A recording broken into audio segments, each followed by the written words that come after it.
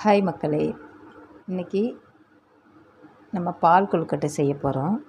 அதுக்கு நான் ஒரு 400 கிராம் பச்சரிசி மாவு எடுத்து வச்சுருக்கிறேன். ஒரு தேங்காய், மீடியம் சைஸ் தேங்காய் நான் இது எடுத்து வச்சுருக்கிறேன். இதை அரைச்சிட்டு பால் எடுத்துப்போம். ஒரு தேங்காய் எடுத்துருக்கிறேன். வெல்லம் ஒரு 300 கிராம் வெல்லம் தட்டி வச்சுருக்கிறேன். இதை வச்சு தான் இன்றைக்கி நம்ம செய்ய போகிறோம். வாங்க செய்யலாம்.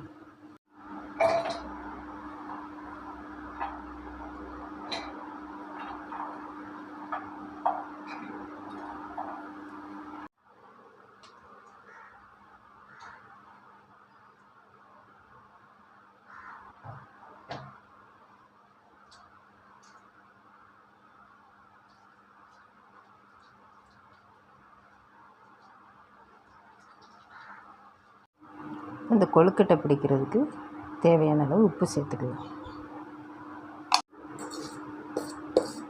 இதில் நம்ம சுடுதண்ணி தான் ஊற்றி வரவுறோம்.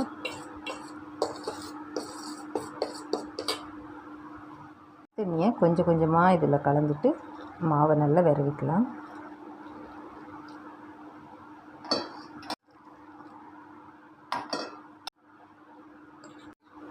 ரொம்ப சூடாக இருக்குது. கொஞ்சம் ஆற விட்டு இந்த மாவை நம்ம கிளறி எடுத்துக்கலாம். மாவு கொஞ்சம் ஆறிடுச்சு.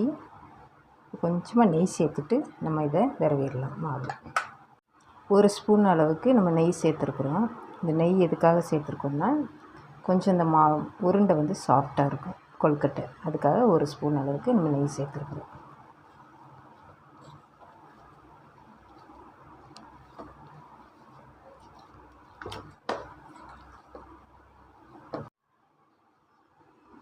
மாவு ரெடி ஆயிடுச்சு.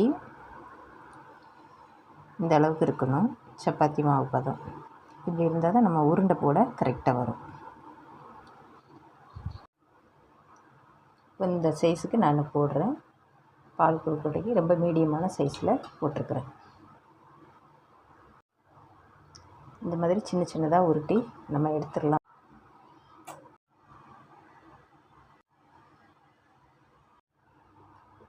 அந்த கொழுக்கட்டை வேக வைக்க தண்ணி ஊற்றிக்கலாம்.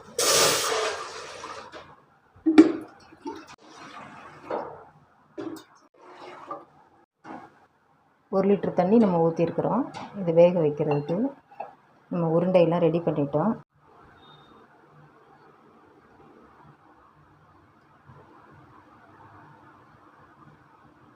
இது நான் 2 இதாக பிரித்து வச்சுருக்கிறேன். தண்ணி கொதித்தோடனே ஃபஸ்ட்டு ஒரு பாத்திரத்தில் இருக்கிறத போட்டுட்டு அது ஒரு கொதி வந்த பிறகு இந்த தட்டில் இருக்கிறத நம்ம சேர்க்க போகிறோம். தண்ணி கொதிக்கட்டும். தண்ணி கொதிச்சிடுச்சு. இப்போ இந்த உருண்டையை நம்ம அதில் சேர்த்துடலாம்.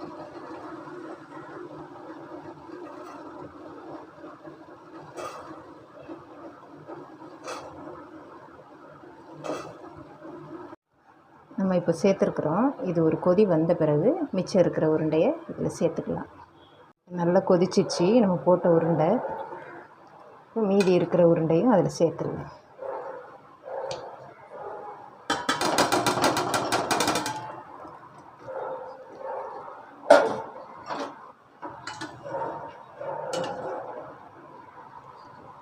இந்த உருண்டை ஒரு 10 நிமிஷம் வெந்தால் போதும். கொஞ்சம் கொதி வந்தோடனே தீயை கம்மி பண்ணிக்கலாம்.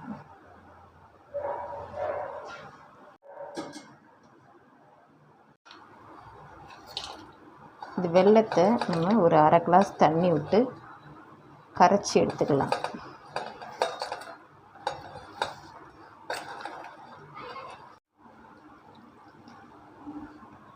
அரை கிளாஸ் தண்ணி ஊற்றிருக்கிறேன்.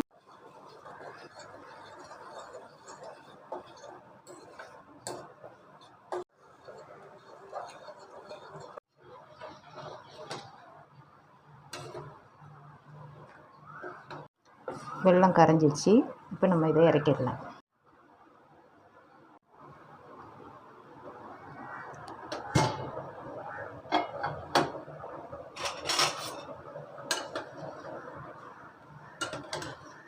கொழுக்கட்டை வெந்து வருது. இன்னும் ஒரு 2-3 நிமிஷம் இருக்கணும். ஒன்றோட ஒன்று ஒட்டலை, நல்லா வந்திருக்குது, ஒட்டாமல் இருக்குது. கொழுக்கட்டை நல்லா வெந்திருக்குது. இப்போ இதில் வெல்லம் கரைச்சி தண்ணி இதில் சேர்த்துக்கலாம்.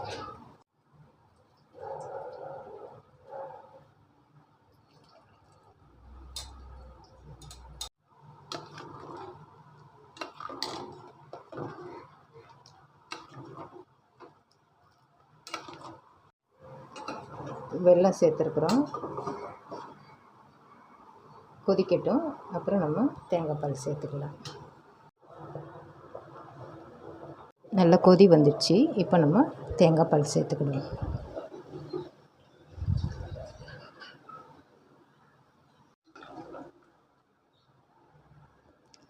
தேங்காய் பால் ஊற்றிருக்கிறோம்.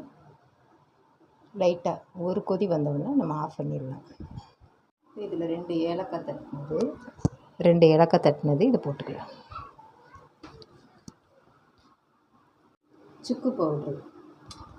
சுக்கு பவுட்ரு ஒரு சிட்டிகை பவுட்ரு.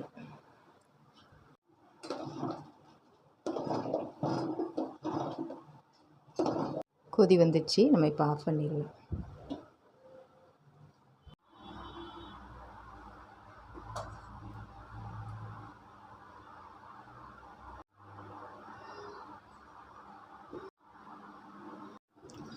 பால் கொழுக்கட்டை சுட சுட ரெடி ஆயிடுச்சு.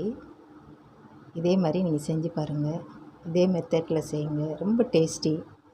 பசங்கள்லாம் நல்லா சாப்பிடுவாங்க. செஞ்சு கொடுங்க. பிடிச்சிருந்தனா எனக்கு கமெண்ட் பண்ணுங்கள், லைக் பண்ணுங்கள், சப்ஸ்கிரைப் பண்ணுங்கள். தேங்க்யூ.